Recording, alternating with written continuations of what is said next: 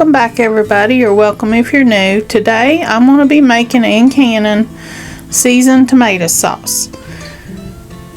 I have here some frozen tomatoes and some tomatoes that was already ripe that I didn't have to freeze, and I've got them in the roaster oven.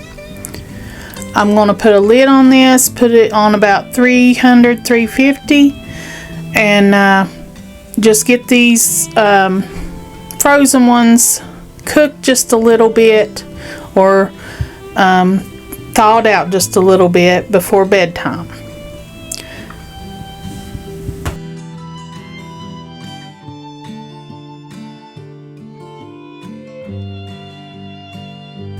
Here the tomatoes is thawed down. That was probably an hour or two in the roaster oven. I'm gonna just leave the lid just like this overnight.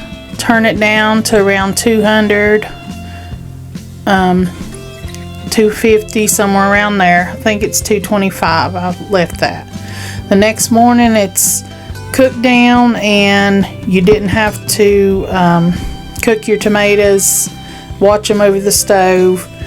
It's got a little bit of juice in it, but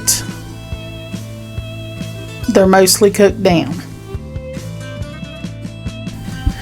Here I've got the Victoria food strainer. I use this every year for my tomatoes. I've lost the handle to it, so Doug has found a screwdriver that he took the handle off and put in his drill. We've learned that this takes a whole lot less time than cranking it. Here it's running through the strainer there. We put the tomatoes in the hopper and it strains it out. It strains out the seeds and the peels.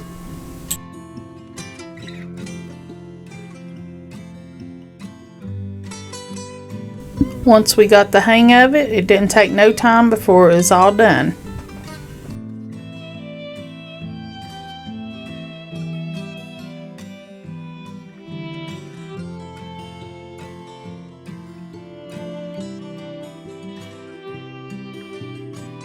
Here the sauce and juice is coming out in the bowl, and what I do is I separate the sauce from the juice. That's how I get my juice.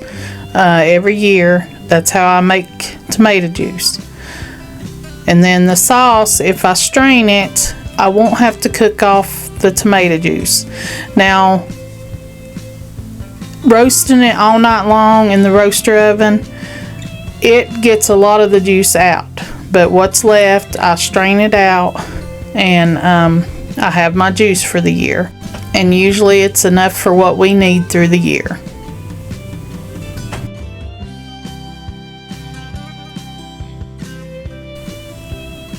Here's the sauce strained out.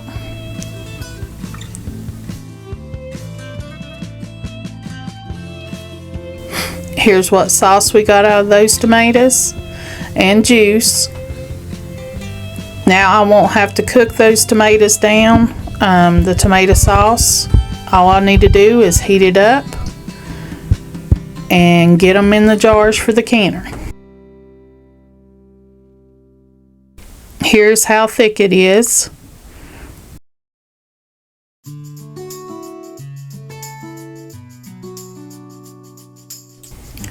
I use the Ball Complete Book of Home Preserving, and the tomatoes, the basic tomato sauce is on $3.62, and the spice blends is $3.59. Now the spice blends is for herbed tomatoes, but you can add spices to your tomato sauce as long as it's not got flour or any additives in it. I'm going to be making an Italian, Mexican, and Cajun spice blends. The Italian, I'm going to do 2 jars.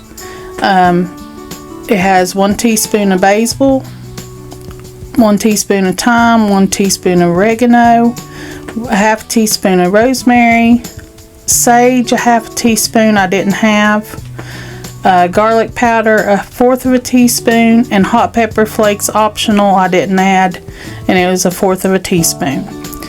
The Mexican has 2 teaspoons of chili powder, 1 teaspoon of ground cumin, 1 teaspoon of oregano, 1 teaspoon of garlic powder, 1 teaspoon of ground coriander, and 1/2 teaspoon of seasoned salt, and that's optional. The Cajun spice blend has 1 teaspoon of chili powder, 1 teaspoon of paprika, 1/2 teaspoon of onion flakes, 1/2 teaspoon of garlic powder, 1/2 teaspoon of ground allspice, 1/2 teaspoon of thyme, and 1/4 teaspoon of cayenne pepper, which I didn't add. I'll have the spice blends linked below, the recipes for that on the Ball website. I'm going to be doing 2 jars of each blend. I'm going to be doing pint jars. In each jar, though, you need to add citric acid or bottled lemon juice. For a pint, it's 1 tablespoon of lemon juice, or 2 tablespoons for a quart. Citric acid, which I'm using, 1/4 teaspoon for a pint, and 1/2 teaspoon for a quart. And if you want to add salt, I'll be adding it. It's 1/2 teaspoon a pint and 1 teaspoon per quart. You need to add that to each jar. I moved the camera or something in these, and you can't really see a lot of me canning, but for the seasoned tomatoes, the Italian spice blend, you need to add 2 1/4 teaspoons if you're using the hot pepper flakes. If not, just 2 teaspoons to each pint. For each pint for the Mexican spice blend, 2 1/2 teaspoons of this spice blend, or if you're omitting the seasoned salt, only 2 teaspoons. And for the Cajun, for each pint, you need 2 teaspoons of the spice blend.